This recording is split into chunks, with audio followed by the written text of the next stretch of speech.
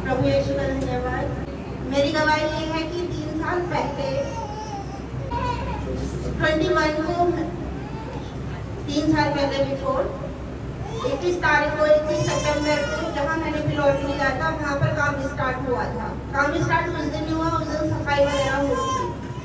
तो मकान बन रहा है और ऐसी जगह बन रहा है तो उसके लिए लोन वगैरह और उधार वगैरह कर्ज तो नहीं था, उधार था तो वो लिया। और मकान जैसा कि हमारे फाउंडर हैं डॉक्टर भी ने रेवरेंड रुबे भी ने, तो उनके द्वारा भविष्यवाणी हुई थी उस मकान के लिए कि मेरा जो मकान बन रहा है उस मकान को कोई रोकेगा नहीं।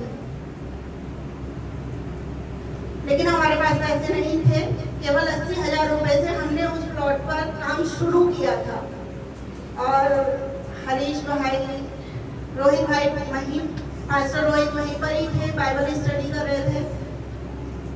मेरा ये था कि कैसे होगा 80,000 रुपये। मेरे हस्बैंड बोले ठीक है नींव वगैरह करा देते, पिलर वगैरह डला देते हैं, बट पास्टर हरीश जो थे बोला नहीं, अगर मकान स्टार्ट होगा तो पूरा बनेगा। अब मैं असमंजस में, जीजा जी ये बोल रहे हैं, साले जी ये बोल रहे हैं, बहन प्रभु कैसे होगा। केवल प्रार्थना थी कि परमेश्वर के द्वारा ही होगा, प्रभु तू ही करेगा। अभी बन के 1 फ्लोर हुआ, 2 फ्लोर हुआ, 3 फ्लोर तक वो मकान बन गया। 80,000 रुपए थे सिर्फ।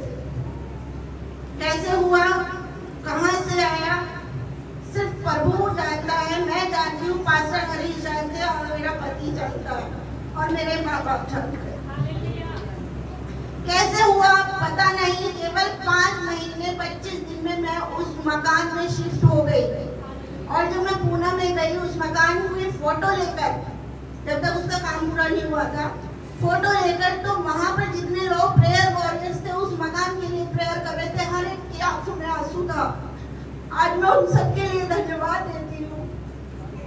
और मैंने मनाली पास्टर से जिस दिन उसकी नींव रखी जा रही थी, उन पास्टर ने उसके लिए प्रेयर करी थी उस मकान के लिए।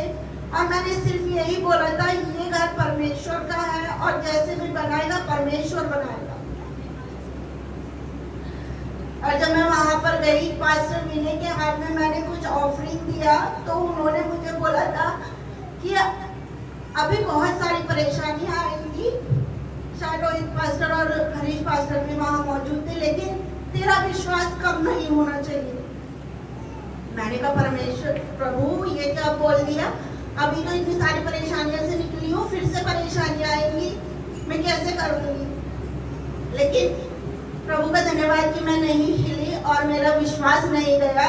और 23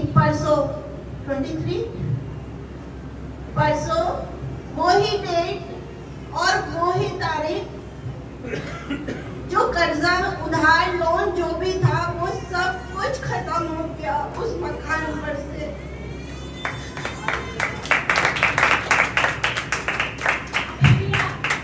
केवल 2 साल हुए मुझे वहां पर शिफ्ट हुए। बस मैं ये सोचती थी परमेश्वर, तो जब से मुझे पता चला कि कर्ज भी एक पाप होता है, जब से मैंने बाइबल पढ़ी और पास्टर भी बोलते कर्ज मत लेना, कर्ज एक पाप होता है। लेकिन वो कर्ज नहीं था, मेरे अपनों ने दिया था मुझे, बट मेरे को लगने लगा था। और मैं यहाँ पर भी बोलती थी प्रेयर करना, बस मेरा कर्जा उतर जाए। और सबसे बड़ी ये बात थी इसमें, केवल 20,000 रुपये रह गए थे अभी। और मैं मम्मी से लास्ट करने बोल रही थी, मम्मी बस 1-2 महीने की और परेशानी है, बाकी सब ठीक हो जाएगा। मम्मी बोल रही ठीक है सब हो जाएगा। लेकिन 1 हफ्ता भी नहीं हुआ और वो सब कुछ समाप्त हो गया।